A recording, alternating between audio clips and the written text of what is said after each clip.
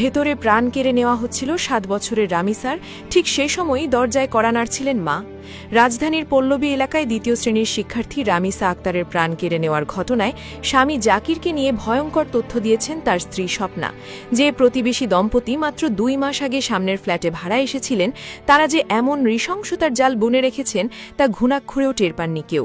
১৭ বছর ধরে একই ভবনে বসবাস করা একটি পরিবারের ৭ বছরের সাজানো স্বপ্ন নিমিষেই ধূলিসাৎ হয়ে গেল এক পৈশাচিক লালসার বলি হয়ে।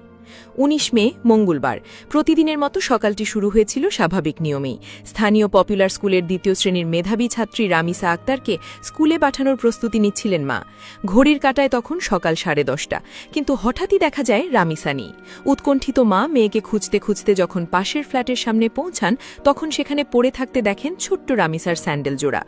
মা ব্যাকুল হয়ে দরজায় কড়া নাড়তে থাকেন, বারবার চিৎকার করে ডাকতে থাকেন প্রাণের সন্তানকে, কিন্তু ভেতর থেকে কোনো সাড়া আসছিল না। পুলিশের তদন্তে উঠে এসেছে এক বিভৎস সত্য। মা যখন বাইরে দাঁড়িয়ে সন্তানের জন্য ব্যাকুল হয়ে কড়া নাড়ছিলেন, ঠিক তখনই দরজার ওপাশে অন্ধকার ঘরে ওই অবুঝ শিশুটির ওপর চলছিল চরম পাশবিকতা। তদন্ত সংশ্লিষ্টদের মতে রামিসার মা যখন বাইরে থেকে আকুতি জানাচ্ছেন, তখন ভেতরে জাকির হোসেন ওরফে সোহেল রানা নামের ওই পাষণ্ড ব্যক্তি শিশুটির জীবন প্রদীপ নিভিয়ে দিচ্ছিল। জাকিরের স্ত্রী স্বপ্না বাইরে থেকে আসা মায়ের কণ্ঠ শুনতে পেলেও ইচ্ছাকৃতভাবে দরজা খোলেননি, বরং তার স্বামী যাতে পেছনের জানালার গ্রিল কেটে পালিয়ে যেতে পারে সেজন্য তিনি দীর্ঘ সময় পর্যন্ত বাইরে অপেক্ষারত মাকে এড়িয়ে যান। জাকিরের পলায়ন নিশ্চিত হওয়ার পরই তিনি দরজা খোলেন, কিন্তু ততক্ষণে অনেক দেরি হয়ে গেছে। পরে পুলিশ ওই ফ্ল্যাটের খাটের নিচ থেকে উদ্ধার করে রামিসার নিথর দেহ।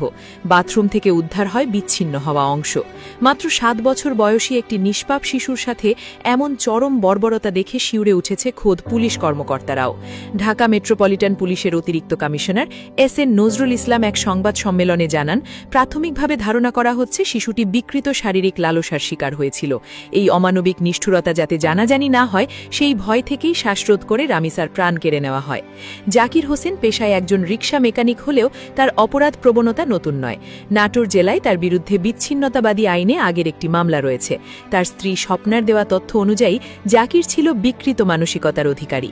বিভিন্ন সময় সে নিজ স্ত্রীর ওপরও অকথ্য নিপীড়ন চালাত। তার এই মানসিক বিকৃতির চূড়ান্ত শিকার হতে হল প্রতিবেশী ছোট্ট রামিসাকে। ঘটনার পর জাকির অত্যন্ত চতুরতার সাথে পালিয়ে গেলেও শেষ রক্ষা হয়নি। তথ্য প্রযুক্তির সহায়তায় পুলিশ জানতে পারে সে পালিয়ে নারায়ণগঞ্জে গিয়ে আত্মগোপন করেছে এবং সেখানে একটি বিকাশের দোকান থেকে টাকা তোলার চেষ্টা করছে।